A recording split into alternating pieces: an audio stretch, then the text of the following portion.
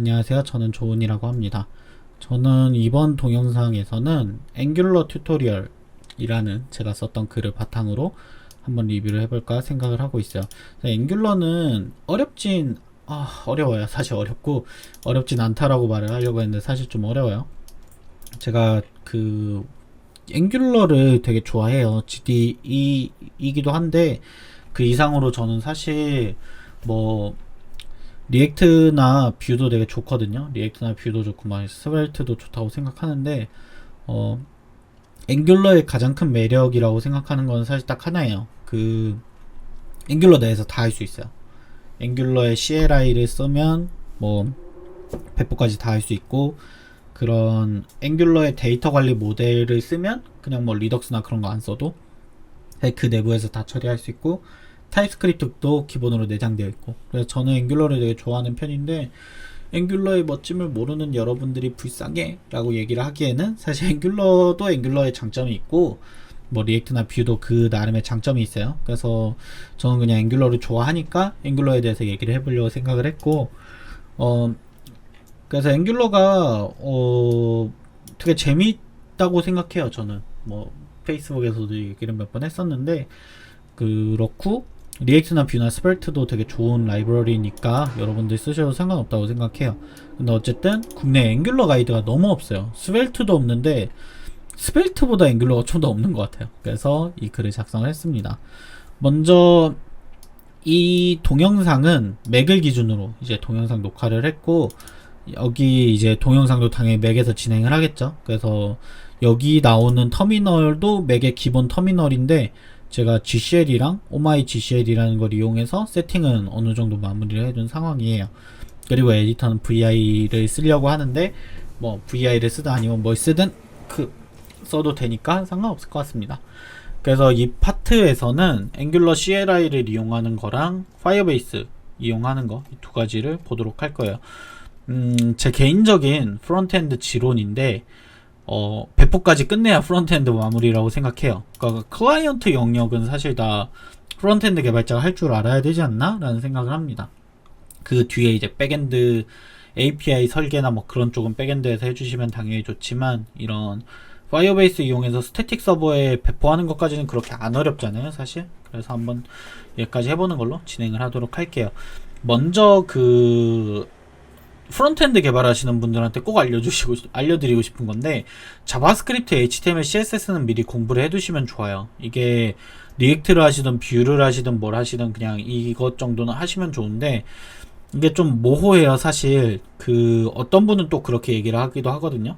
이게 흥미가 먼저 생겨야, 개발에 흥미가 있어야 이제 뭘 할지를 정하는데, 지금 우리가 말하는 건 약간 당연히 이 정도는 할 줄 알아야 되는 거 아니야? 라고 말을 하는 것도 있어서, 이건 그냥 여러분들이 생각을 하시기에 내가 이 글을 다 읽었는데 뭔 소린지 모르겠어 싶으면은 약간 좀 더 그쪽을 공부해 보시면 좋을 것 같고, 나는 그래도 이거 좀 하나하나 따라해 볼 수는 있겠는데 싶으면은 그냥 따라해 보시고 나서 이해하시는 것도 저는 개인적으로 추천을 해요. 그래서 책 한 권 정도 읽으시면 가장 적절하고요. 일단 Node.js를 먼저 설치를 하고 시작을 할 건데, 사실 저는 노드가 이미 깔려 있어요. 노드가 깔려 있어서 노드 v라고 입력하면 이렇게 버전이 나오고요. npm도 입력을 하면 이런 식으로 버전이 나옵니다. 12.18.4랑 6.14.6이 깔려 있어요. 지금 버전이 충분하죠. 10.13.0 버전 이상의 Node.js, 6.11.0 버전 이상의 npm. 네, 둘 다 적절합니다. 그리고 나서 이제 앵귤러 CLI를 깔 건데요. npm install g 앵귤러 CLI. 여기 골뱅이 앞에 붙어 있는 거 있잖아요. 이거는 이제 네임스페이스 같은 개념이라고 봐주시면 좋을 것 같아요. 근데 에러가 났죠? 에러 나는 이유가 이제 권한이 없어서 그래요. 이 usr local lib 이라는 폴더 안에 이제 설치를 하게 되는데, 이 폴더에 대한 권한이 없기 때문이거든요. 그래서 the operation was rejected by your operating system 이라고 나와 있죠. 그러니까 쉽게 얘기하면 너 그거 됐다, 오퍼레이팅 시스템에 의해서 반려됐다. 그러니까 너가 만약 이게 퍼미션 이슈라고 믿는다면 뭐 퍼미션 더블 클릭해서 뭐 블라블라 해라, 아니면 커맨드를 수정해라 라고 되어 있는데, 자, 이게 고칠 수 있는 방법이 되게 여러 가지가 있어요. 예를 들어서 USR 폴더로 가서 이 로컬에 가서 이 bin이라는 폴더 안에 립 안에 설치를 하게 될 건데, 이 립을 정보 가져오기를 누르면 이 밑에 권한이 나오거든요. 이 공유 및 사용 권한. 지금 여기 보면 시스템은 읽기 및 쓰기고 나머지는 다 읽기 전용이잖아요. 이거를 읽기 및 쓰기로 바꾸려고 하면 무시를 당하네요. 이거를 수정을 해서 읽기 및 쓰기로 바꿔볼게요. 이 자물쇠 열어서 이런 식으로. 이게 보안상으로는 좀 안 좋긴 한데 저 어차피 개발할 때만 쓸 거니까 해두고 npm install g 골뱅이 angular CLI 라고 하면은 권한이 열리기 때문에 이제 아까 전 같은 에러가 나지 않았으면 좋겠지만 에러가 나네요. 네. 그러니까 아마 이쪽 권한이 아니라 이 폴더 위쪽 권한까지 수정을 해줘야 돼서 그런 문제가 생기는 거일 거예요. 그러니까 아까 전에처럼 그냥 다시 수정을 읽기 전용으로 바꾸려고 하는데, 아이고, 읽기 전용으로 바꿔놓고 안 되네요. 네. 나중에 제가 복귀시켜 놓도록 할게요. 네. 인생은 뜻대로 되지 않는 법이란다. 네. 이럴 때는 그냥 sudo npm install g 골뱅이 angular CLI라고 하면 이제 비밀번호를 입력을 받고, 이 비밀번호 입력하고 나면은 무리 없이 angular CLI가 설치가 될 겁니다. 아까 전에 그 상황은 딱 저거죠. 그러니까 여기 보면 would you like to share 블라블라블라 되어 있는데, 이게 무슨 얘기냐면 앵귤러를 사용하다가 생기는 이슈들에 대한 유세지 데이터를 이제 구글에 보낼 거냐 라는 얘기인데, 기본은 no예요. 기본은 no인데 저는 그냥 보내도록 하겠습니다. 네, 이걸로 뭐 개발에 좀 더 도움이 많이 된다면 그렇게 하면 되겠죠. 여기서는 그 과정을 약간 중간에 생략됐는데 여러분 yes라고 했어요. 이때도 by the way. 이렇게 두고 이제 ng라는 명령어가 활성화가 돼요. ng가 angular의 약자고, ng new 제 블로그인 tech.html이라고 한번 써볼게요. 앵귤러 라우팅을 쓸 거냐 라는 얘기가 나오는데, 라우팅이라는 개념 여러분들이 아직 모르더라도 일단 사용하는 걸로 해두도록 하겠습니다. 그리고 이게 CSS를 쓸 거냐 SCSS를 쓸 거냐 그런 얘기인데, 저는 SCSS를 쓰도록 할게요. 방금 화살표로 이동을 했어요. 앵귤러 라우팅 쓸 거냐, 어떤 스타일 시트를 쓸 거냐 라고 물어보고, 이게 시간이 좀 걸려요. 제 기억에 맞다면 많이 걸리면 1분에서 2분 정도 걸리는데, 당연한 얘기지만 여러분들 집에 네트워크 속도에 따라서 다릅니다. 이게 인스톨 과정이기 때문에 집에 있는 네트워크로 어떤 걸 쓰느냐에 따라서 좀 달라요. 그래서 그런 건 좀 주의를 하시면 좋을 것 같고, 잠시만 기다려 주시면 바로 설치가 완료가 됐죠? 네, 설치가 됐네요. 일단 이렇게 하고 이제 change 디렉토리를 통해서 해당 경로로 간 다음에 ng-serve -open이라고 하면 이제 브라우저가 열리면서, 제 기본 브라우저는 참고로 지금은 사파리로 되어 있습니다. 이렇게 컴파일도 거치고 번들링도 거치면서 이렇게 로컬호스트에 제 애플리케이션이 나오는 걸 볼 수 있어요. 여기 이런 식으로 가이드도 있어요. 되게 친절하죠? 네, 이런 식으로 되어 있는 걸 볼 수 있습니다. 그러니까 여러분들이 이제 좀 앵귤러 개발을 좀 본격적으로 생각하고 계시면 나중에 앵귤이라는 도구도 있어요. 그래서 그것도 나중에 보여드릴 건데, 어쨌든 로컬호스트 4200번으로 이 tech.html 앱이 러닝하고 있는 모습을 볼 수 있습니다. run angular를 누르면 이제 튜토리얼이 나오고요. CLI가 어떤 거냐, 이제 방금 전에 설치한 게 CLI예요. 그 CLI에 유세이지 애널리틱스나 그런 것도 좀 볼 수 있고, 앵귤러 블로그 가면 이제 좀 친절한 가이드들 좀 몇 가지 있습니다. by the way, 독스를 좀 다시 만든다고 해요. 독스 지금 굉장히 불편하거든요. 제 개인적인 의견이긴 한데 어쩌면 독스는 새로 한다고 하네요.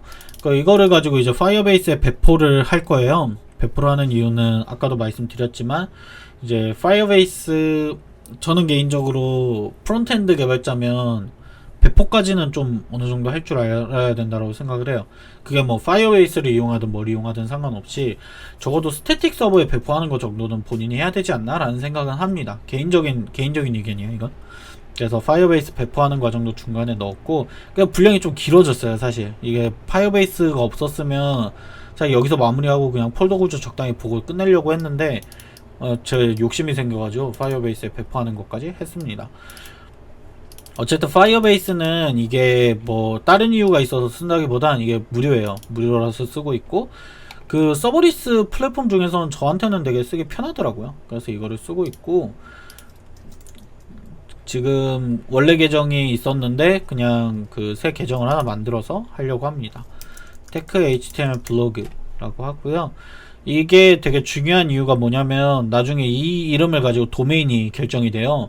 그 물론 무료 도메인이 결정이 되기 때문에 이거를 미리 해놓고 상위 리소스는 테크 html.dev 하면 이런 식으로 이제 그 나중에 테크 html blog.web.app이 짓게 되는데 그냥 테크 html 아마 있을 거예요. 점은 아예 못 넣고요. dev 같은 걸 넣어도 되고 chun도 당연히 있겠죠. 그냥 테크 html에 dev로 할게요. 이런 식으로 뭐 블로그로 해도 상관없겠죠. 하고 이제 구글 애널리틱스 쓸 거냐 라고 물어보는데 쓰실 거면 쓰시고 말 거면 말면 돼요. 여태 구글 애널리틱스가 좋아가지고 저는 쓸 거고, 계속 누르고 계정은 이제 디폴트 어카운트 for 이걸로 하고 하면 될 겁니다. 네, 여기 과정에서는 이제 구글 애널리틱스 구성이라고 나왔는데 이게 이제 처음에 애널리틱스 계정이 없으면 이렇게 나오는데 그거 아니면 그냥 그 기존 계정 쓸 거냐 정도만 나와요. 이제 테크 html-dev가 지금 리소스 프로버저닝이랑 기타 등등을 하고 있고요. 이게 다 되고 나면은 이제 저 web.app 이게 제 도메인이 됩니다. 저한테 줘요, 이 도메인을. 구글이 진짜 대단하다고 생각하는 건 점 중에 하나가 저거예요. 저런 도메인을 그냥 주는 거. AWS나 뭐 애저는 안 써봐서 잘 모르겠는데 저런 도메인이 사실 있고가 되게 중요하잖아요. 여러분들도 개발해보셔서 아시겠지만. 그래서 저런 도메인을 무료로 준다는 게 굉장히 중요한 가치라고 생각을 합니다. 그러니까 여기서 보면 이제 테크 HTML dev가 기본적으로 열리고요. 이거 유료 요금제도 있어요. 유료 요금제도 있어서 나중에 그냥 이제 좀 내 기능이 좀 많이 늘어난 것 같은데 싶으면은 종량제로 바꾸시면 됩니다. by the way, 그래서 저희는 호스팅 할 거니까 호스팅을 눌러 놓고, 그래서 이제 뭐 호스팅 시작하기 누르면 이제 어떻게 해라 라고 딱 가이드가 나와요. 그냥 이거 복사하셔서 붙여넣기 하시면 되는데 sudo npm install로 설치를 해야겠죠. 아까 전에 sudo 그 문제도 생겼으니까 이 글로벌 인스톨 할 때는 되도록 sudo를 붙이시는 게 좋아요. 그리고 나서 이제 파이어베이스 로그인하고 뭐 블라블라 하면 되는데 전 참고로 이미 로그인이 되어 있어요. 그래서 파이어베이스 로그인을 찍어도 아마 그 로그인 프롬프트가 다시 뜨는 게 아니라 그냥 그 절대 끝나지 않을까 생각은 듭니다.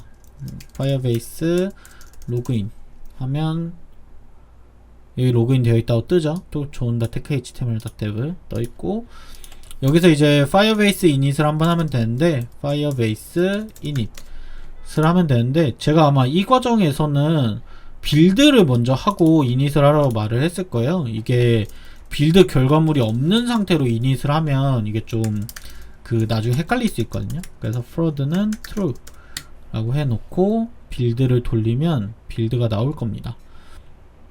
근데 이런 거 이제 나중에 되게 귀찮아지거든요. 이런 거는 패키지.json 수정해서 스크립트로 넣어 놓을 수 있으니까 이런 건 나중에 그냥 예시로 또 설명을 드리도록 할게요. 이런 식으로 빌드가 완료가 되고 여기 dist라는 폴더가 생기고 이 폴더 내에 테크 html 제 프로젝트 이름이 들어가 있는 모습을 볼 수 있어요. 유승 데브페스트였었죠. 그래서 어쨌든 파이어베이스 툴즈를 설치를 했고 이제 이닛을 하도록 하겠습니다. 이닛을 하면 이제 어떤 식으로 이닛 할 거냐가 나오는데 저는 호스팅만 쓸 거니까 호스팅에서 스페이스 누르고 엔터. existing 프로젝트 쓴다고 하고 아까 전에 했던 테크 html.dev 해놓고요. 여기가 배포되는 디렉토리가 dist 테크 html. 싱글 페이지 앱이냐? 예. 이미 존재하는데 오버라이트 할 건가요? 아니요. 라고 하면 세팅이 완료가 됩니다.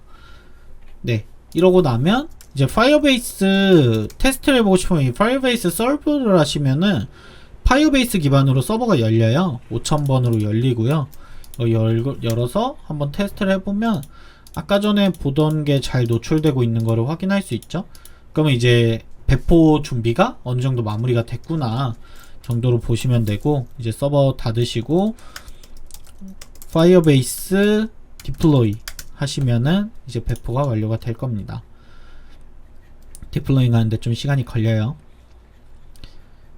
이렇게 배포를 하고 해당 도메인으로 이제 접속을 해보면, 뭐 다음 눌러서 콘솔로 이동해보면 이제 호스팅에 보시면 이런 식으로 도메인 이 파일 테크 html-dev.web.app도 있고, 이 파이어베이스 앱.com 이게 원래 쓰던 도메인인데 이렇게 두 개의 도메인이 있는 걸 알 수 있어요. 그 조은의 테크 html.dev가 제대로 배포가 된 사실을 볼 수 있죠.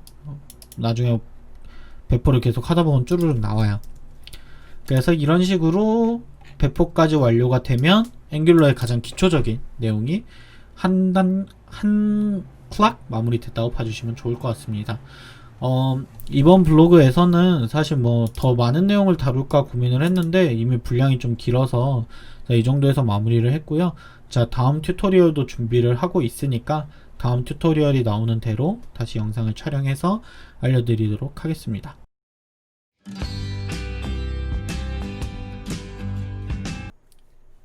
안녕하세요, 조은입니다. 오늘은 앵귤러 튜토리얼 두 번째 시간으로 다가왔고요. 사실 지난번에는 이제 앵귤러 CLI를 이용해서 앵귤러의 작업 환경을 세팅을 하고 그 다음에 파이어베이스를 이용해서 배포하는 것까지 진행을 했었습니다. 그래서 사실 지난 시간에 했던 걸 가지고 뭔가 앵귤러 애플리케이션을 만들었냐 라고 물어보면 사실 그 정도는 아니고, 이제 앵귤러 애플리케이션을 만들 최소한의 준비를 끝냈다고 볼 수 있겠습니다. 그래서 이번 시간에는 앵귤러를 이용해서 직접 애플리케이션을 만들어보는 시간을 가져보려고 하고 있습니다. 먼저 저 같은 경우에는 뭐 투두 앱이나 그런 것들도 상당히 괜찮은데, 저 같은 경우에는 앵귤러를 이용해서 운동을 기록하는 애플리케이션을 만들어 보려고 하고 있어요. 왜냐하면 저는 운동하는 거를 일단은 취미로 가지고 있고 파워리프팅이라는 운동을 하는데, 그게 횟수랑 그런 중량을 기록하는 게 꽤 중요한 운동 중 하나라서 그 친구를 가지고 그 애플리케이션을 개발을 해보려고 합니다. 그래서 이 튜토리얼을 따라 하실 때에는 되도록이면 그냥 에디터를 직접 여셔서 이 튜토리얼을 보시면서 직접 해보시는 걸 추천을 드립니다. 그래서 이 챕터의 목표는 크게 두 가지인데요. 먼저 앵귤러의 작업 환경이 어떻게 생겼는지를 이해하고, 두 번째는 운동을 나타내는 워크아웃 컴포넌트를 제작하는 것까지 한번 고려를 해보도록 하겠습니다. 먼저 저 같은 경우에는 비주얼 스튜디오 코드를 사용을 하고 있는데, 여러분들은 어떤 에디터를 사용하셔도 크게 상관은 없습니다. 뭐 손에 익숙하시다면 VIM을 쓰셔도 되고, 뭐 비주얼 스튜디오 코드가 아니더라도 뭐 웹스톰이나 그런 걸 쓰셔도 크게 상관은 없을 것 같아요. 그래서 저는 일단 비주얼 스튜디오 코드와 터미널, 그리고 이 튜토리얼을 보기 위한 이 화면을 띄워놨는데요. 사실 이따가 결과물도 봐야 되기 때문에 결과물은 이따 화면을 반으로 분할해서 보도록 하겠습니다. 네, 그래서 브라우저를 하나 더 띄웠고요. 브라우저 하나에 이제 저희가 기본으로 세팅해 놨던 그 로컬호스트 4200번에 대한 그 리소스들을 띄워놨습니다. 그래서 여기 터미널에 보시면 ngserve 대시 오픈을 해놨고, 얘를 통해서 서버를 지난번에도 열었었죠. 이제 이 서버 같은 경우에는 앵귤러 라이브 데벨롭 서버이기 때문에 이 코드를 수정하시면 바로 여기에 반영되는 형태를 가지게 될 겁니다. 그리고 이 튜토리얼에서는 현재는 테스트 코드에 대해서는 별도로 다루고 있지는 않습니다. 나중에 테스트 코드가 궁금하시면 추후에 앵귤러의 테스터에 대해서도 별도로 작성을 하도록 하겠습니다. 그래서 앵귤러 CLI를 사용하고 나면 사실 제가 지금 보고 있는 이 화면도 앵귤러 CLI를 통해서 만들어진 그 파일들인데 굉장히 많은 파일들이 한 번에 생성이 되기 때문에 사실 여러분들이 어떤 파일을 어떻게 수정해야 될지 좀 헷갈리실 수 있을 거라고 생각을 합니다.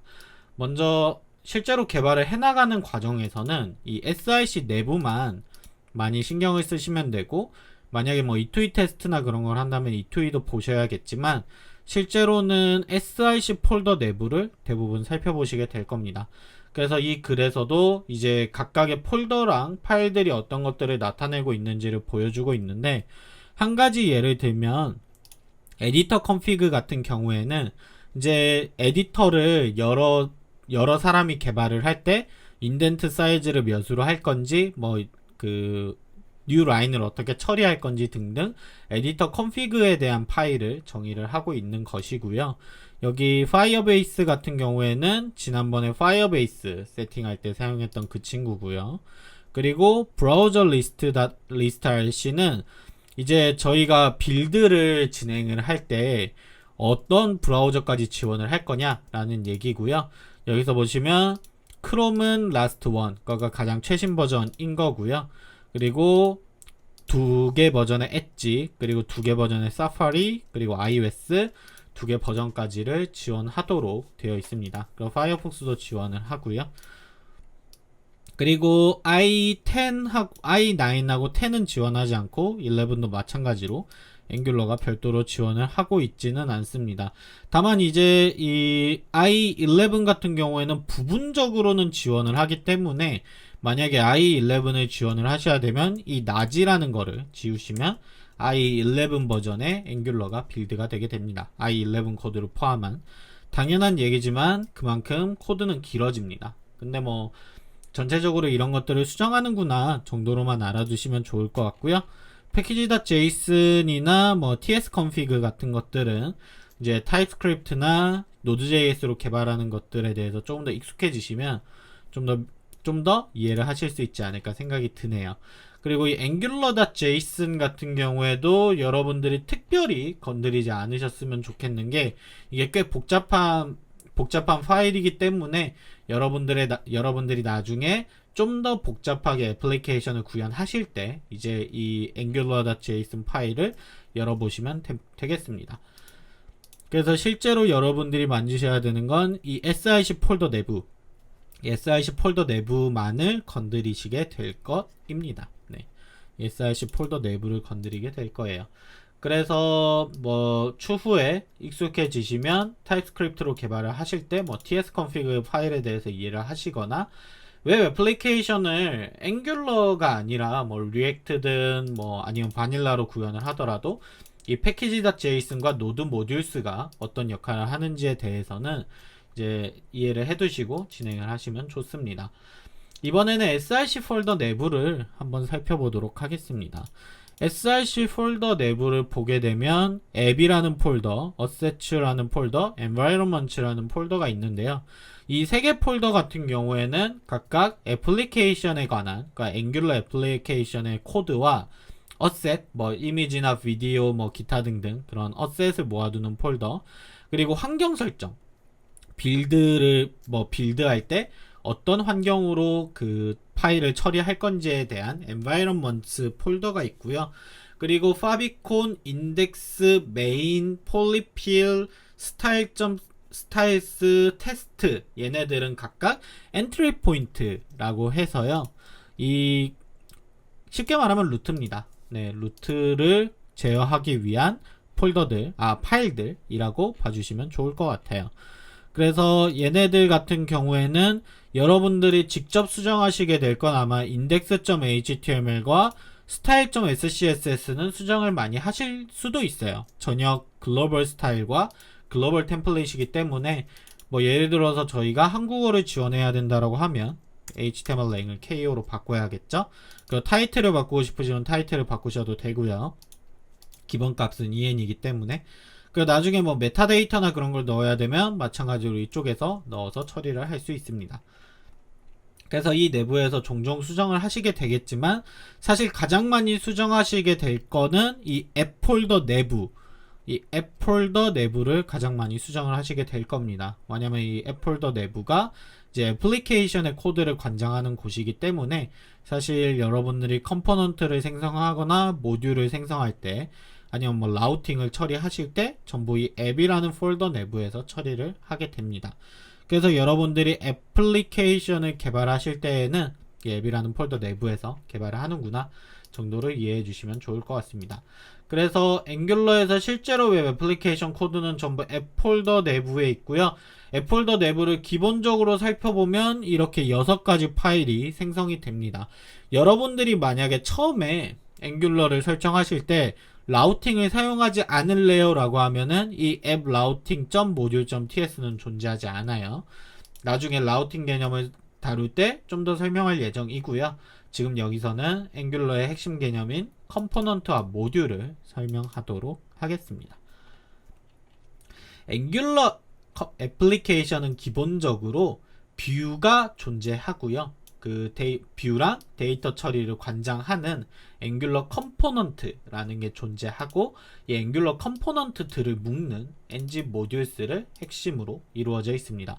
그래서 예를 들어서 지금 app.module.ts 타입스크립트 파일로 들어가면 앱 컴포넌트가 ng 모듈 내에서 데클러레이션이 되어 있고 부트스트랩도 앱 컴포넌트로 되어 있고 여기 app.component.ts로 들어가면 앱 컴포넌트라는 게 선언이 되어 있고 이 앱 컴포넌트에 타이틀이라는 속성이 지정되어 있는 것을 확인할 수 있습니다.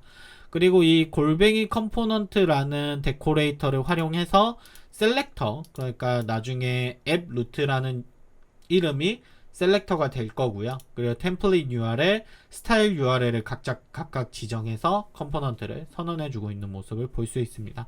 얘네들에 대해서는 좀 더 디테일하게 추후에 설명을 하도록 하겠습니다. 그래서 가장 중요한 개념은 이 컴포넌트와 모듈, 이 두 가지가 상호관계다라는 것을 기억해 주시면 좋을 것 같아요. 컴포넌트를 생성하고 나면 모듈에서 선언을 해야 앵귤러 컴포넌트 내부에서 이 컴포넌트를 사용을 할 수 있게 됩니다. 그래서 앵귤러 컴포넌트는 뷰를 정의하고 나중에 어떤 데이터를 표시할지도 지정을 합니다. 거기에 플러스 알파로 말씀을 드리면 나중에 이제 데이터를 정의해서 뭔가 데이터를 후처리할 때에도 이 앵귤러 컴포넌트 내부에서 후처리를 하는 게 가능합니다. 말 그대로 뷰를 정의하는 거기 때문에 데이터가 다른 값으로 들어왔더라도 이 앵귤러 컴포넌트 내부에서 데이터를 후처리해서 보여주는 방식을 취할 수 있다는 거죠. 그 컴포넌트는 여기 3가지 파일이라고 되어 있는데 4가지 파일로 구성이 되어 있고요. 여기서 뭐 앞에 있는 중괄호는 컴포넌트의 이름이라고 보시면 되고요. 컴포넌트 이름 component.html .ts, .css, .spec.ts 이 4가지 파일로 구성이 되어 있습니다. 먼저 HTML 파일과 CSS 파일은 말 그대로 뷰 영역에서 화면에 보이는 템플릿 영역을 제어를 하게 됩니다. 말 그대로 순수 100% 템플릿 영역을 제어를 하고요. 사실 여러분들이 흔히 생각하는 뷰 레이어가 이 HTML과 CSS 파일이라고 봐주셔도 좋을 것 같습니다. 만약 리액트를 다뤄보셨다면 리액트의 JSX라는 문법을 아실 텐데 그 JSX가 별도 파일로 구분되어 있다고 생각하시면 조금 더 이해가 편할 겁니다. 그래서 사실 지금 app.component.html을 보면 뭔가 주르르르륵 써져 있는데 사실 위에 있는 주석을 보시면 아래에 있는 컨텐츠는 플레이스홀더이고 리플레이스 가능합니다. 뭐 지우시고 시작하세요 라고 써져 있어요. 지금 화면이 잘려서 잘 안 보이지만 그렇게 써져 있고요. 이따가 얘네들은 전부 지우고 사용을 할 예정입니다. 어쨌든 HTML이 여기 있고요. 지금은 제가 SCSS로 스캐폴드를 해서 여기 SCSS로 되어 있는데 나중에 CSS로 처리를 하셔도 크게 무관합니다. 그리고 이 컴포넌트에서 아까 말씀드렸던 것처럼 그 애플리케이션의 컴포넌트의 셀렉터 나중에 이거는 앱루트라는 이름으로 여기서 그 main.ts를 가게 되면 인덱스군요. 인덱스에 가게 되면 이렇게 앱 루트라는 이름으로 요소를 부르게 되는데 이 요소를 부를 때 이 app.component.ts에서 정의한 이 셀렉터 이름을 쓰게 됩니다. 나중에 스타일을 적용할 때에도 앱 루트라는 이름으로 스타일을 적용하게 될 겁니다. 그 템플릿 URL은 말 그대로 템플릿, 그러니까 어떤 HTML 파일이 이 컴포넌트의 템플릿인지를 정의하는 거고요. 마찬가지로 SCSS도 이 그 스타일이 어떤 컴포넌트의 이 컴포넌트의 스타일이 어디에 있는지를 나타내 주는 그 정의라고 보시면 좋을 것 같습니다.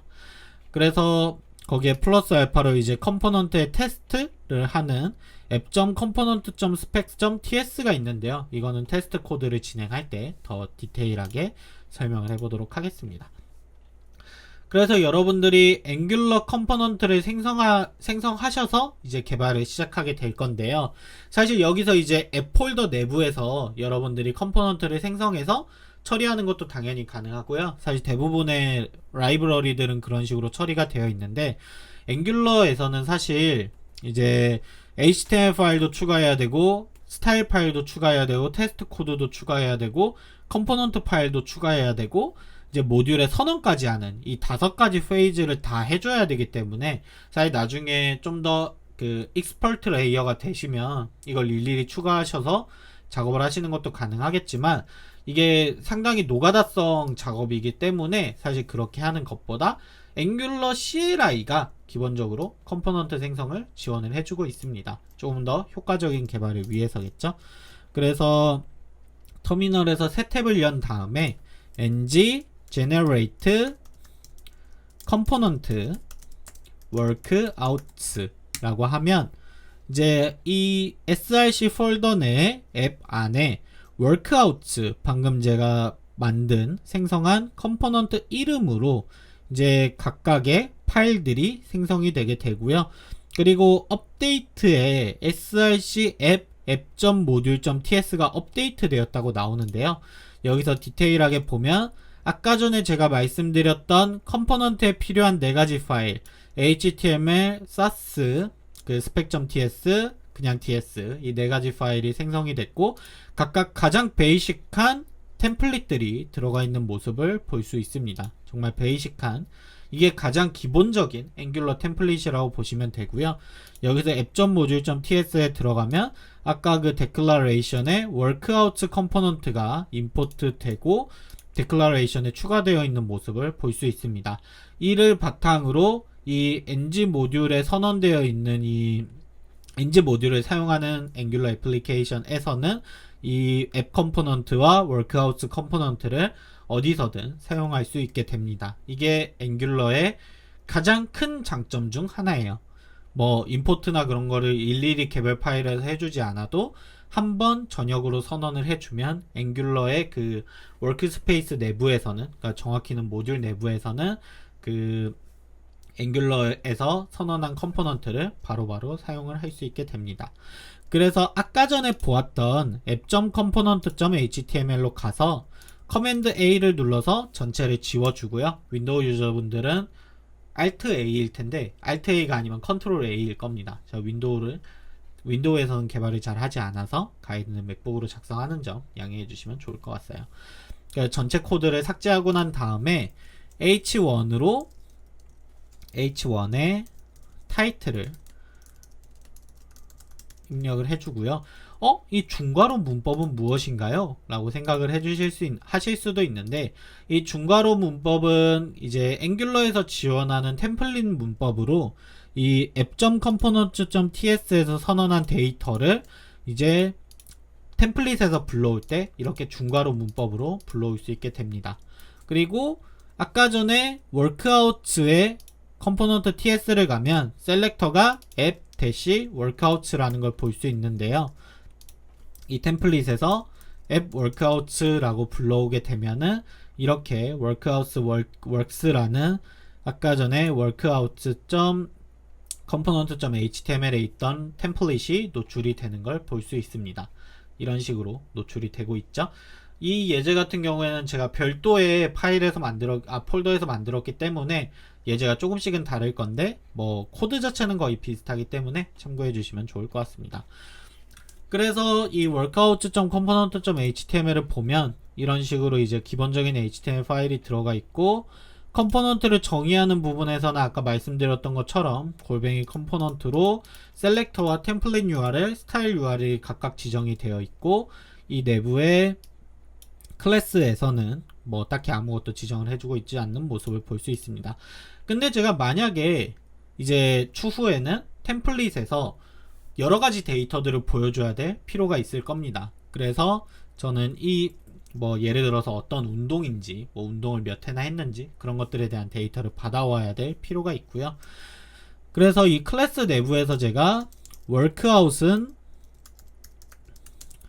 데드리프트 라고 넣어두고요. 사실 정확히는 workout보다는 뭐 name이라는 이름으로 지정을 해주면 좋겠네요. 하지만 예제와 동일하게 하기 위해 workout이라고 하겠습니다. 이거 어차피 나중에 바꿀 거니까요. 이렇게 workout이라고 해두고요. 이 workout.component.html에서 운동 이름은 workout이라고 하게 되면 방금 전에 써놨던 데이터가 여기에 바로 반영이 되는 걸 볼 수 있습니다. 그래서 이런 식으로 처리를 하게 되면 자연스럽게 데이터를 템플릿에서 굉장히 쉽게 제어를 할 수 있는 거죠. 보여줄 수 있는 거죠. 그리고 여기서는 쉽게 컴포넌트 데이터를 제어할 수 있습니다. 근데 예를 들어서 이제 여기에 오는 데이터가 workout이라는 데이터가 들어오게 될 건데요. workout에는 제가 지금은 데드리프트라는 스트링밖에 넣지 않았지만, 사실 아까 전에 말씀드렸던 것처럼 그 운동의 이름, 그 운동의 횟수, 뭐 필요하다면 운동의 중량, 거기서 플러스 알파로 뭐 id도 존재가 해야겠죠. 왜냐 id가 없으면 이 컴포넌트가 어떤 컴포넌트인지 보기가 어려우니까 당연히 id 값이 필요할 거고요. 그래서 이 workout이라는 데이터에 대한 인터페이스를 선언해서 이 workout이 어떤 데이터를 포함하고 있는지, 어떤 타입의 콘텐츠들을 포함하고 있는지를 나타내주는 인터페이스를 생성을 할 겁니다. 사실 인터페이스 같은 경우는 다른 언어에서는 굉장히 흔한 개념인데, 이제 앵귤러 같은 경우는 타입스크립트를 기반으로 하고 있고, 자바스크립트는 인터페이스를 지원하지 않지만 타입스크립트는 인터페이스를 지원하기 때문에 여기서 인터페이스를 선언하고 인터페이스를 생성해서 선언하는 방식으로 사용을 해보도록 하겠습니다. 먼저 앱 폴더 내부에, 이 workout 폴더 내부가 아니라 앱 폴더 내부에 운동에 대한 그 인터페이스를 나타낼 workout.ts를 생성을 하도록 하겠습니다. 여기서 이제 export 인터페이스는 이제 타입스크립트에서 지원하는 그 문법이고요. 여기서는 이제 id와 name, count, 그리고 중량은 영어로 뭘까요? 중량은 나중에 영어가 기억나는 대로 작성을 하도록 하겠습니다. 그래서 이런 식으로 세 가지 데이터를 각각 지정을 하고요. 이렇게 지정을 해주면 id라는 속성에는 반드시 숫자가 들어가야 되고, name이라는 데이터에는 반드시 스트링이 들어가야 되고요. count라는 데이터에는 반드시 넘버 타입의 값이 들어가 주어야 됩니다.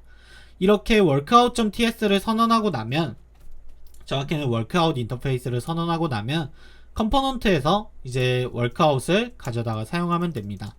import workout from 해당 폴더 내에서 가져오면 되고요. 여기서 이제 그 선언을 해주실 때에는 workout은 workout, 네, 이런 식으로 선언을 해주게 되면 이제 workout이라는 친구가 이 workout이라는 인터페이스를 바탕으로 구현이 되어 있는 친구다 라고 정의를 내릴 수 있게 되고요. id는 0, name은 데드리프트, 그리고 count는 0, 0회를 했다는 뜻이겠죠? 라고 하면 이제 이 workout이라는 객체 안에 id와 그 운동의 이름 그리고 횟수까지가 지정이 되는 모습을 볼 수 있습니다. 만약에 제가 아까 전에 workout이라는 인터페이스에서 이런 식으로 id와 name과 count를 지정을 해줬는데요. 자, count를 숫자형 타입이 아니라 스트링으로 바꾸게 되면 여기 이런 식으로 밑줄이 그어지게 되고 그 타입 스트링이 타입 넘버에 정의를 내릴 수 없다, 어사인을 할 수 없다 라고 경고가 뜨는 걸 볼 수 있습니다. 그래서 이 경우에 만약에 제가 그 저장을 하게 되면 이런 식으로 빌드 과정에서도 에러가 나게 되고요. 그래서 이런 식으로 숫자를 넣어주는 거를 중요시 생각해 주시면 좋겠습니다. 그리고 템플릿에서도 마찬가지로 이제 이 workout이라는 게 객체로 바뀌었기 때문에 템플릿에서도 객체로 바뀐 거를 지정을 해 주려고 합니다. 복붙하도록 하겠습니다. 네.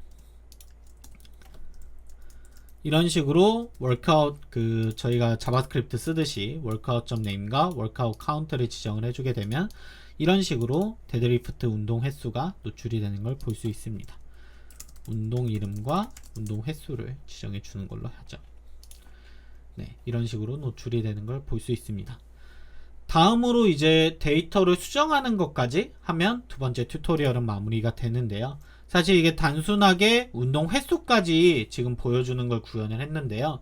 그 운동 횟수를 변경을 해줄 수 있도록 간단한 인풋을 하나 추가를 할 겁니다. 여기서 이제 앵귤러의 데이터 처리의 장점이 굉장히 많이 드러나게 되는데요. 앵귤러에서는 기본적으로 데이터를 양방향으로 바인딩을 하기 때문에 A라는 곳에서 데이터를 수정하면 B라는 곳에서 바로 반영이 되는 구조를 가지고 있습니다. 좀 더 복잡한 개념이기는 한데 그냥 양방향에서 동시에 수정이 된다라고 봐주시면 좋을 것 같습니다. 양방향 바인딩을 위해서는 앵귤러의 기본 모듈인 폼스 모듈, 그 데이터를 수정하는 폼스 모듈에서 제공하는 ng 모델이라는 디렉티브를 사용을 해야 되고요. 여기서 말하는 디렉티브는 템플릿 안에서 사용하는 친구입니다. 그래서 app.module.ts 파일에서 앵귤러에서 기본으로 제공하는 그 폼스 모듈을 가져오고요. 폼스 모듈 from 앵귤러에서 폼스를 가져오면 되고요. 폼스 모듈을 가져오고 난 후에 혹시 모르니까 복붙하겠습니다. 네, 하고 난 후에 이 ng 모듈의 imports 영역에서 폼즈 모듈을 불러오면 아까 전에 데클러레이션 했던 것처럼 이제 전역에서 이 폼즈 모듈이 제공하는 디렉티브나 아니면 여러가지 기능들을 사용을 할 수 있게 됩니다. 이러고 나서 app.module.ts는 이제 닫아 두어도 되고요. 여기 이제 아티클 내부에 그 인풋을 하나 추가를 할 건데요. div로 추가를 하고 레이블을 하나 추가하고 난 후에 운동 횟수 수정하기 라고 하고 여기서 인풋을 하나 지정을 할 건데요. 타입은 넘버로 placeholder는 횟수라고 넣어주고 ng 모델이라는 디렉티브를 사용할 거고 이런 식의 문법으로 선언을 하게 되고요. workout.count 라고 디렉티브를 넣어주게 되면 이런 식으로 숫자가 노출이 되게 되는데요. 이 숫자를 수정하면 위에 있는 workout.count라는 데이터를 바로 그 수정을 하고 있는 거기 때문에 이런 식으로 여기서 숫자를 바꾸면 위에서도 동시에 숫자가 변경이 되는 모습을 볼 수 있습니다. 이게 굉장히 지금은 단일 컴포넌트에서 이 데이터를 보고 있기 때문에 굉장히 뭔가 이게 뭐지? 라고 생각이 드실 수 있는데 추후에 좀 더 그 애플리케이션의 규모가 커지면서 이래서 그 양방향 바인딩이 좋구나 라는 걸 좀 더 이해하실 수 있을 거라 생각이 듭니다. 네. 그래서 추후에는 좀 더 뭔가 디테일한 것들을 수정을 하겠지만 지금은 이런 식으로 양방향 바인딩으로 데이터를 수정하는 것까지 작업을 해보도록 하겠습니다. 그래서 이번에는 앵귤러의 작업 구조와 컴포넌트에 대해서 소개를 하였는데요. 사실 여러분들이 이 자료를 보시면 이제 기본적으로 컴포넌트를 추가하고 모듈에 넣으면 되는구나 까지는 이해를 하실 수 있을 거라 생각이 됩니다. 그래서 앵귤러 같은 경우에는 사실 이 모듈을 작업하고 인터페이스 선언하고 컴포넌트를 생성하고 이 세 가지 과정을 굉장히 자주 겪게 되기 때문에 여러분들이 추후에도 계속 연습을 하실 때에도 컴포넌트를 어떻게 생성할지 데이터를 어떻게 주입할지를 고민을 해보시면 좋을 것 같습니다. 그래서 오늘 준비한 내용은 여기까지고요. 혹시 궁금하신 점이 있으시면 언제든 유튜브 댓글이나 아니면 미디움에서 댓글로 남겨주시면 제가 확인을 해보도록 하겠습니다. 감사합니다.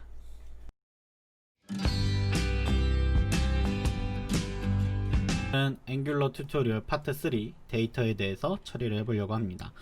이번 챕터에서의 목표는 임시 데이터를 활용해서 운동 목록을 노출시키고 각 운동을 수정할 수 있게 하면서 컴포넌트의 분리 방식을 전체적으로 이해하는 과정을 거쳐보도록 하겠습니다.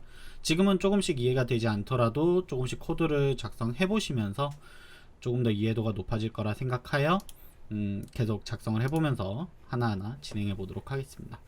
먼저 운동 목록을 나타내는 목 데이터를 하나 생성하도록 하겠습니다. 여러분들이 이제 다른 데서 작업을 하더라도 이런 목 데이터들을 생성해서 미리 작업을 하시는 건 굉장히 중요한 습관이고요. 먼저 목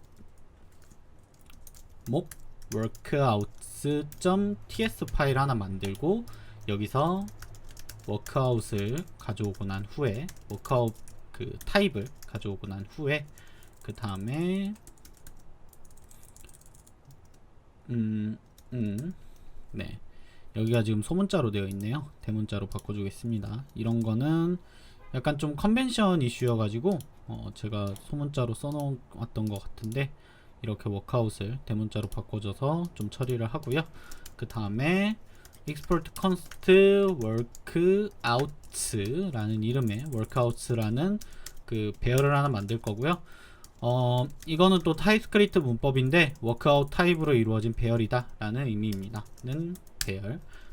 네, 그 다음에 id는 0, 뭐 name은 데드리프트 뭐 그런 식으로 하면 되는데 귀찮으니까 복사 붙여넣기로 한 번에 처리를 하도록 하겠습니다. 이런 식으로 데드리프트, 스쿼트, 벤치프레스, 레그프레스, 힙 익스텐션을 각각 넣어둔 상태입니다. 그 다음에 컴포넌트에서 데이터를 보여주는 걸 처리를 해보도록 하겠습니다. 먼저 workout.component.ts에서 데이터를 받아오는 영역을 하나 추가해 주도록 하겠습니다. import workouts from mock workouts 에서 가져오면 되겠죠.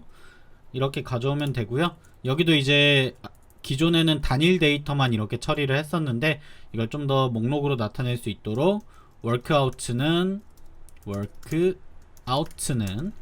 workout라고 정의를 해주도록 하겠습니다. 이렇게 하면 지금 당장은 이제 이 workout이라는 타입이 안 쓰이는 걸 볼 수 있는데 이거는 나중에 지워두거나 아니면 지금 지워뒀다가 나중에 필요할 때 다시 넣는 걸로 해도 상관없을 것 같습니다. 이런 식으로 렌더링이 될 때는 에러가 날 건데요. 지금 콘솔에서 보시면 에러가 하나 나 있을 건데 undefined name을 찾을 수 없다고 나오겠죠. 당연히 배열이기 때문에 undefined name을 찾을 수 없다고 나올 겁니다.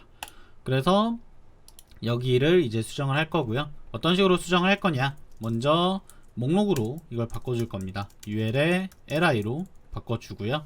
여기서 이제 ng4라는 걸 쓸 건데요. ng4는 그 앵귤러에 있는 디렉티브 중 하나고요.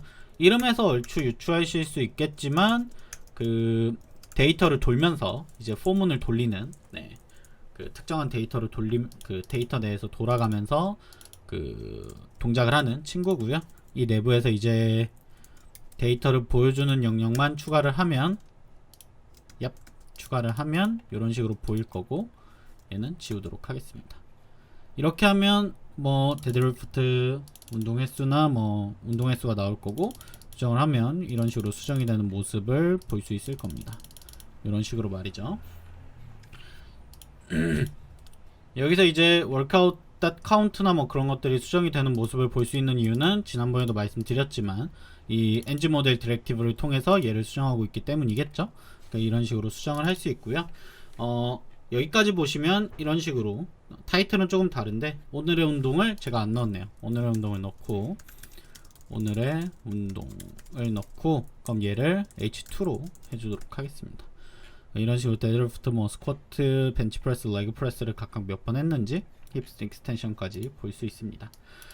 근데 여기서 보시면 아시겠지만 여기 상태가 보시면 뭔가 0 이상한 느낌이 들기는 하네요. 왜냐면 이제 클릭을 안 했는데도 운동 횟수가 노출되는 것도 좀 약간 UI상 보기 안 좋은 것 같고, 좀 이런 뭔가 클릭을 했을 때 처리하는 걸 뭐 넣어주면은 좀 더 괜찮지 않을까 라는 생각이 듭니다. 뭐 얘네들이 항상 노출되어 있을 필요도 없는 것 같고요. 그래서 workouts.component.ts로 가서요, 이제 셀렉트 된 상태에 대한 클릭 상태를 추가하고 제어하는 거를 한번 구현해 보도록 하겠습니다. 먼저 셀렉티드 상태에 대한 데이터를 넣기 위해서 selected workout이라는 이름의 멤버를 하나 넣고요. 이거는 workout을 넣으면 될 건데요. 이 workout은 어디서 올 거냐? 바로 이 타입을 workout으로 받아올 거다 라는 의미고요. 그 다음에 이 약어를 줄여서 on select가 select 이벤트를 하나 만들어서 workout은 workout, 네, 이것도 타입스크립트 문법이고요. workout의 그 workout 타입의 데이터를 받겠다라는 의미입니다. 아, void를 안 넣었구나. void 하고 난 후에 this.selected workout은 workout으로 바꿔주는 코드를 만들면 이제 selected workout을 클릭하면 selected workout이 들어갈 거고요.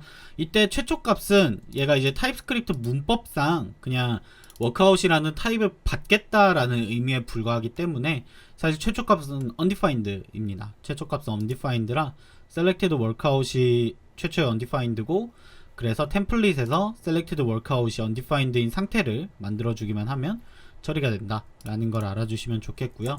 여기서 한 가지 주의하셔야 되는 점은 지금 보시면 여기 노드상에 이 div, 그러니까 이 운동 횟수를 나타내는 div가 되게 여러 번 반복이 되고 있는 모습을 볼 수 있습니다. div가 왜냐면 ng4 내부에 이게 있기 때문인데요. 이것 같은 경우에는 사실 ng4 외부로 걷어내고 이런 식으로 걷어내고 난 후에 그 다음에 여기를 뭐 그런 식으로 처리해주면 되겠죠. ng if 별 ng if, 아까 전에도 말씀드렸지만 selected workout이 존재할 때만 이제 얘를 보여주면 되기 때문에 selected workout으로 넣고 난 후에 selected workout의 카운트를 바꿔주는 작업을 하겠습니다. 이때 selected workout은 사실 여기서 이제 본인의 객체를 보내는 거기 때문에 참조하고 있는 객체는 동일할 거고요. 어떤 식으로 구현을 할 거냐, 여기서 이제 클릭 이벤트를 줘서 on select workout을 주고요. 그 다음에 클래스에 selected 라는 걸 하나 줘서 workout이 selected workout과 동일한 경우에만 selected라는 클래스를 주도록 하겠습니다. 이때 이 운동 횟수를 지금 보여줄지 말지에 대해서는 좀 고민을 해볼 필요는 있을 것 같은데요. 지금은 일단 넣어둔 상태로 진행을 해보도록 하겠습니다. 그러면 여기서 보시면 이제 li들이 존재하고 클릭을 하면 클래스 selected가 들어가면서 밑에 있는 이 운동 횟수가 노출이 되는 걸 볼 수 있습니다. 같은 워크아웃을 공유하기 때문에 이런 식으로 수정을 하면 여기 있는 데이터가 수정되는 모습을 볼 수 있겠죠. 그리고 여기서는 설명을 하지 않았는데 만약에 여기서 콤마 selected 뭐 백그라운드를 그레이로 주게 되면은 셀렉을 했을 때 그레이 컬러가 들어가는 모습을 볼 수 있습니다. 이거는 이제 CSS로 약간 제어해야 되는 영역들이 존재하기 때문에 그 영역에 대해서는 추가로 더 설명을 드리면 될 것 같고요. 지금 UL에 패딩이랑 마진이 들어가 있어서 좀 전체적으로 좀 보기 흉한데, UL에다가 마진 0, 패딩 0을 넣고 난 후에 뭐 selected를 넣으면 이런 식으로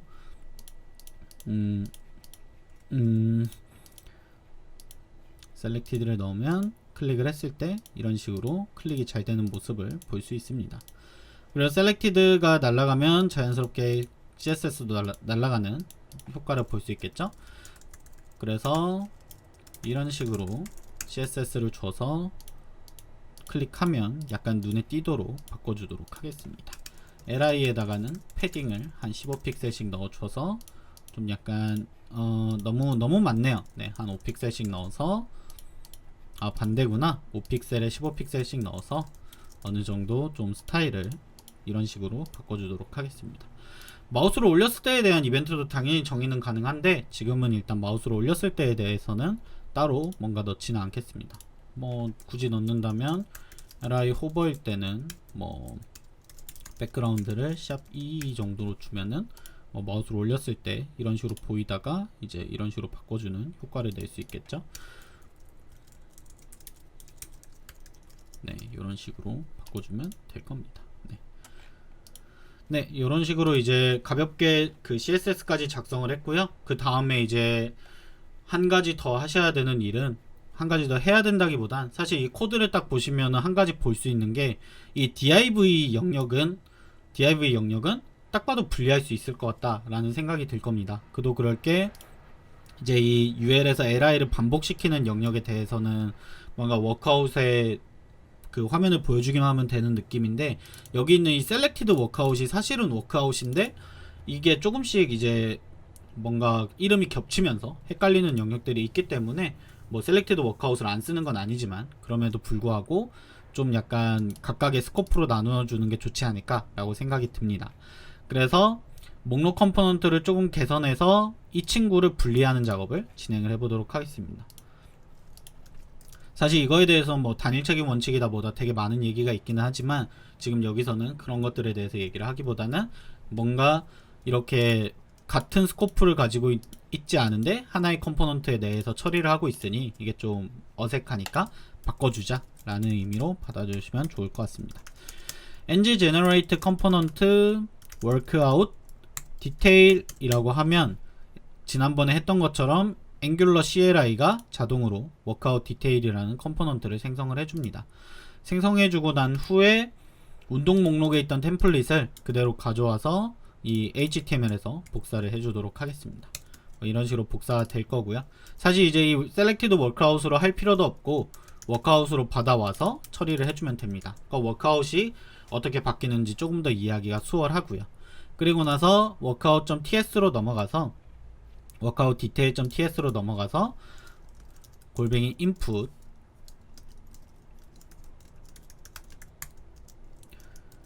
제가 개인적으로 그 VS 코드를 정말 좋아하는 이유 중에 하나는 이런 자동으로 좀 처리해 주는 것들이 많아서 제가 그런 영역들을 좀 많이 선호를 하는 편인데, 여기서도 골뱅이 인풋을 넣자마자 온 인풋을 불러오는 모습을 볼 수 있습니다. 이런 거 보면 확실히 에디터가 편한 게 되게 좋은 것 같고요. 골뱅이 인풋이라는 건 뭐냐면, 사실 워크아웃 디테일 컴포넌트 내에 워크아웃이 없고 워크아웃 디테일 컴포넌트의 부모 컴포넌트인 워크아웃가 이 데이터를 가지고 있는데, 그 부모 컴포넌트와 자식 컴포넌트가 상호작용하기 위해서 골뱅이 인풋 데코레이터를 통해서 이 워크아웃을 받아와야 됩니다. 이렇게 해야 체어가 가능해집니다. 네, 여기서 설명드렸지만 워크아웃 디테일 내에 있는 데이터가 아니라 워크아웃 컴포넌트에서 쓰기 때문에 이렇게 한다 라고 이해를 해주시면 좋을 것 같고요. 이제 workout component.html에서는 app workout detail, 이거는 아까 전에 보셨던 여기에 셀렉터로 이렇게 들어가 있는 모습을 볼 수 있습니다. 네, 이렇게 컴포넌트를 집어넣고요. 넣고 난 후에 workout은 selected workout 이라고 넣어주면, 뭐 여기 중간에 공백이 하나 들어갔는데 이렇게 넣어주면 이제 클릭했을 때 렌더링이 되고 누르면 수정이 되는 모습을 볼 수 있습니다. 여기도 add workout detail과 이 workout이 분리가 됐기 때문에 조금 더 그 데이터 간에 상호작용하는데 도움이 되겠죠. 그러니까 나중에 뭐 예를 들어서 만약에 제가 운동 횟수를 5 미만으로 줄이는 거를 막고 싶다라고 하면 이제 이 workout detail에서 뭐 그 엔즈 모델에 대한 데이터 그 방어 로직을 처리하거나 하는 식도 가능하겠죠. 네, 물론 그렇게 하려면 나중에 서비스로 분리하는 게 조금 더 좋습니다. 이렇게 하면 코드 구조가 단순해지고, 이제 디테일을 수정하는 영역에 대해서는 이 내부에서만 처리하면 되고, 워크아웃을 보여주는 영역에 대해서는 이 영역에서만 처리하면 되기 때문에 사실상 조금 더 컴포넌트가 단순해졌다는 모습을 볼 수 있습니다. 만약에 여러분들이 이제 조금 더 해보시고 싶다면 이 안에 있는 li를 한번 수정해 보시는 것도 의미가 있지 않을까 라고 생각이 듭니다. 네. 그래서 이번 글에서는 데이터를 가져와서 데이터를 화면에 노출시켜주고 화면에 노출시켜줄 때 어떤 식으로 다르게 보여줄 수 있는가에 대해서 설명을 했습니다. 다음 글에서는 데이터의 처리 영역과 뷰 영역을 분리하기 위해서 즉 이런 데이터 처리나 여기서도 지금 데이터 처리하는 영역이 별로 없기는 하지만 데이터를 처리하는 영역을 분리해서 말 그대로 뷰와 데이터를 분리하기 위한 서비스에 대해서 소개를 하도록 하겠습니다. 오늘은 여기까지고요. 혹시 궁금하신 점이 있다면 언제든지 유튜브 댓글로 남겨주시면 제가 답글로 남겨드리도록 하겠습니다.